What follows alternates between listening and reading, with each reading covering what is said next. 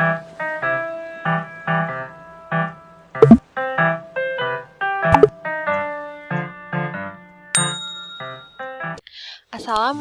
warahmatullahi wabarakatuh. Halo anak-anak ibu yang soleh dan soleha, kembali lagi bersama Bu Vita untuk belajar bersama-sama hari ini ya. Hari ini kita belajar tema 1, muatan IPA, bunyi dan indera pendengaran. Oke, sebelum belajar seperti biasa, kalian harus berdoa terlebih dahulu dan menyiapkan alat-alat tulis yang dibutuhkan. Oke, kita langsung masuk ke materinya ya.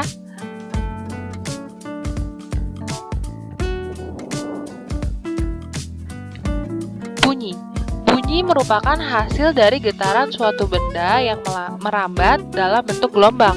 Oleh karena itu, bunyi sering juga disebut gelombang bunyi. Nah, kita masuk ke dalam materi bunyi. Nah, kalian kan masih sering dengar ya, bunyi-bunyian yang ada di sekitar kalian. Nah, bunyi itu apa sih sebenarnya? Nah, bunyi itu adalah hasil dari getaran suatu benda yang merambat dalam bentuk gelombang. Oleh karena itu, bunyi sering juga disebut dengan gelombang bunyi. Nah, di sini ada sifat-sifat bunyi.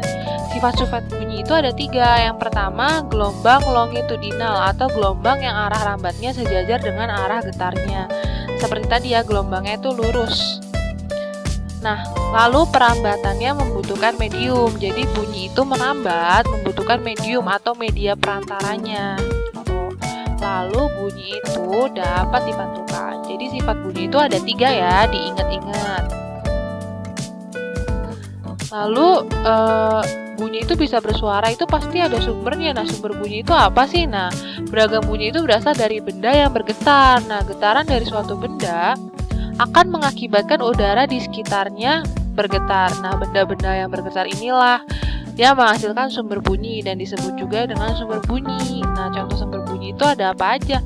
Nah, ini ada yang disebut dengan garpu tala. Nah, ini bisa menghasilkan bunyi. Lalu ada juga alat musik dan lain-lain seperti televisi, radio, dan lain sebagainya. Kalau di sini alat musiknya ada gitar dan piano. Nah, itu adalah benda-benda yang disebut juga sumber bunyi atau hal-hal atau benda-benda yang bisa menghasilkan bunyi. Nah, indera pendengaran.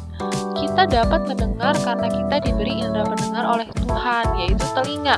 Semua bunyi membuat udara bergetar. Nah, bunyi kemudian merambat melalui udara dan ditangkap oleh telinga kita. Jadi gimana sih kita bisa mendengar bunyi itu atau tadi gelombang udara yang bergetar atau merambat itu? Nah, karena kita dianugerahi oleh Tuhan yaitu indera pendengaran, yaitu telinga, maka dari itu kita bisa mendengar bunyi-bunyi di sekitar kita.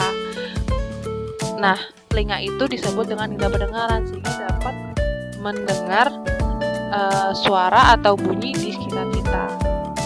Oke, terima kasih atas perhatiannya. Semoga pembelajaran hari ini bermanfaat bagi kita semua ya. Amin. Kalau ada yang masih kurang jelas, kalian bisa tanyakan dengan Bu Vita langsung. Terima kasih. Wassalamualaikum warahmatullahi wabarakatuh.